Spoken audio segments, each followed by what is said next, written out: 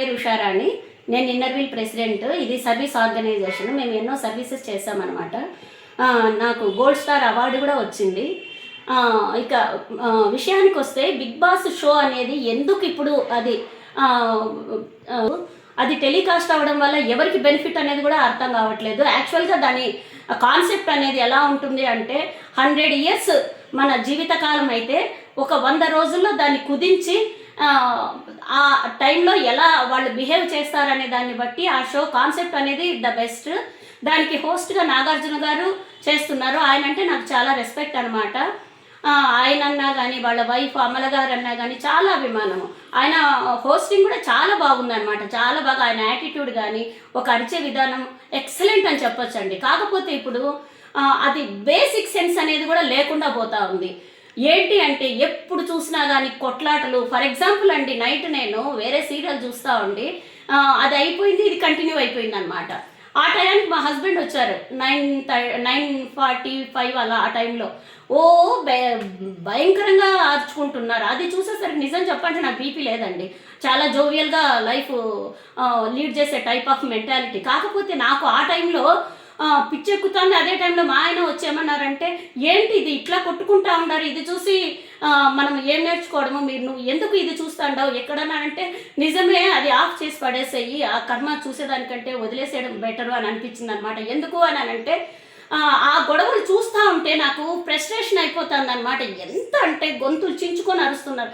అంత అవసరం ఏముందండి? ఇప్పుడు ఇళ్లలో కూర్చొని మేము టీవీ ఎందుకు పెడతాము? ఎంటర్టైన్మెంట్ కోసము. ఒక కామెడీ కానీ అలా ఉంటే పోనీ సెంటిమెంటల్ కానీ ఎనీ వన్ అలా చూడొచ్చు. ఒకప్పుడు మనకు మీలో ఎవరు కోటీశ్వరుడు ప్రోగ్రామ్ అనేది హోస్ట్ నాగార్జున గారే కదండి. అలాంటి ప్రోగ్రామ్స్ టెలికాస్ట్ చేయండి. ఎందుకు మాకు నచ్చదు? మాకు అసలు మేము ఇళ్ళల్లో ఉండి కూడా చూసి మాకు ఇంకా ఎంత అంటే ఎంత ఎగ్జైట్మెంట్ ఉంటుందంటే అంత బాగుంటుంది అనమాట. అరే రే ఈ క్వశ్చన్ నాకు వచ్చినాయి, దీనికి నేను పార్టిసిపేట్ చేసింది ఎంత బాగుండు, నాకు కొంతన్నా వచ్చిండు కదా, మాకు ఇలా ఛాన్స్ వస్తే బాగుండు. అసలు టీవీకి అతుక్కొని పోయేవాళ్ళం అండి. ఎంత యాంగ్జైటీ, ఎంత టెన్షన్గా చూసేవాళ్ళం అంటే అంత ఇష్టంగా అనిపించేది ఆ షో.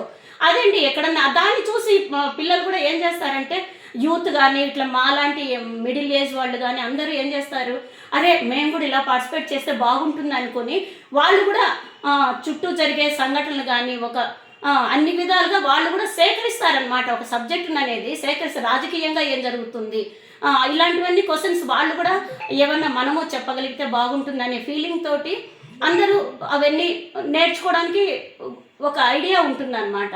కానీ ఇదేంటండి భయంకరంగా ఆ షో మళ్ళీ ఒక్కసారి వేస్తారా? లేదు, మళ్ళీ రిపీటెడ్.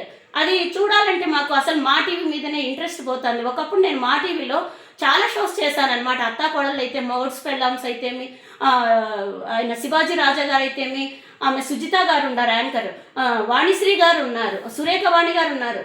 ద బెస్ట్ అండి. ఎంత బాగా మాకు క్వశ్చన్స్ ఉండేవంటే ఒక గేమ్ రౌండ్స్ అనమాట. ఎంత బాగా మేము ఆడాము, గెలుచుకొని వచ్చాము.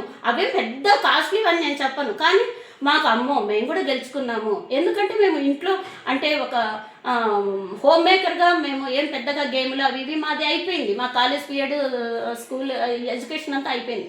సో మాకు ఎంటర్టైన్మెంట్ అనేది ఉండదు. కానీ ఇలాంటి షోకు మమ్మల్ని పిలవడం వల్ల మాకు ఎంతో హ్యాపీగా అనిపించేది అనమాట. అలా కాకుండా ఇప్పుడు ఏమైనా పోనీ ఒక మంచి వాల్యూస్ ఉండే వాళ్ళని ఏమైనా తీసుకొని వస్తారంటే అది లేదు. వాళ్ళ టీఆర్పీ పెంచుకోవడం కోసము ఎవరినంటే వాళ్ళను తీసుకొని వచ్చేది. వాళ్ళది ఎలా ఉందంటే వాళ్ళ బిహేవియర్. ఇప్పుడు యాక్చువల్గా మన భారతదేశ సంస్కృతి సాంప్రదాయాలు ఎలా ఉంటాయండి, మనము అట్లీస్ట్ ఒక ఫాదర్ డాటర్ కానీ అన్నా చెల్లెళ్ళు కానీ ఎలా ఉంటారు, ఒక అడుగు దూరంలోనే డిస్టెన్స్ మెయింటైన్ చేస్తూ మాట్లాడతారు. ఒకవేళ ఏదన్నా మేము గొడవపడి ఇట్లా కొట్టుకుంటా ఉన్నా కానీ మా పేరెంట్స్ తిట్టేవాళ్ళు అనమాట. ఏంది అబ్బాయితో, నువ్వు ఆడపిల్లవు, నువ్వు నీ హద్దుల్లో నువ్వు ఉండు. ఎస్, అలాగే నా పిల్లలు కూడా నేను నేర్పించాను అనమాట. అప్పుడు